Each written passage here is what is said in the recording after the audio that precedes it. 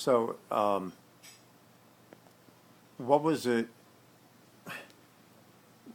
like, or what do you recall about having all of these Elmhorsts that had emigrated up to Wisconsin, and then having so many close relatives nearby, all these Elmhorst people in Wisconsin? What was that like? Well, the memories that stick the most in my mind are from, I would say, that time period back in the early 40s when I was, say, from 4 years old up to 8 or 9 years old, and they were still actively farming at that time. And we would go to their house on occasions when they'd have family gatherings, and I can remember doing the activities on the farm there. They had a couple of twin daughters that were helping on the farm. At that time they cut oats with a grain binder, and they'd be cutting oats and shocking them. And I also remember when they had the pea binder on the farm, where the farmers would bring their peas to be shelled.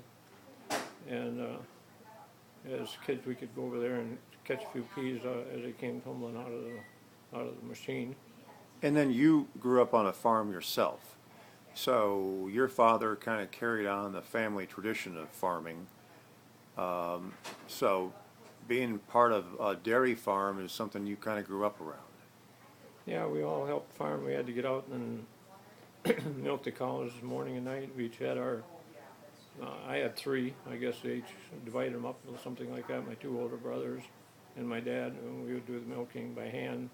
And eventually they got a milking machine later on. But It was, you all had to do chores though. oh yeah, everybody had to work. I mean, that was just understood. Your father lived to be quite old, and if I recall correctly, he could outwork some of the younger people well into his later years. Tell me about that.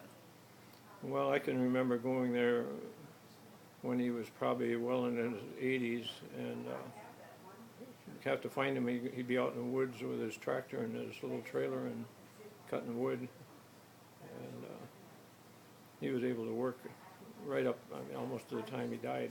He would took care of his farm. You'd find him out in the garden. He had a big garden, grew a lot of produce.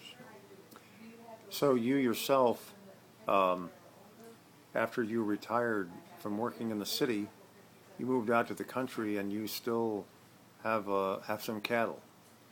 Well, farming is kind of in the blood, I guess, and that was my dream of a retirement, would be to have a little, call it a hobby farm, but it's actually a working farm. And we have, my son farms right next door with a real farm, and we have beef cattle, which we run together, and just has a farm atmosphere, which I enjoy it.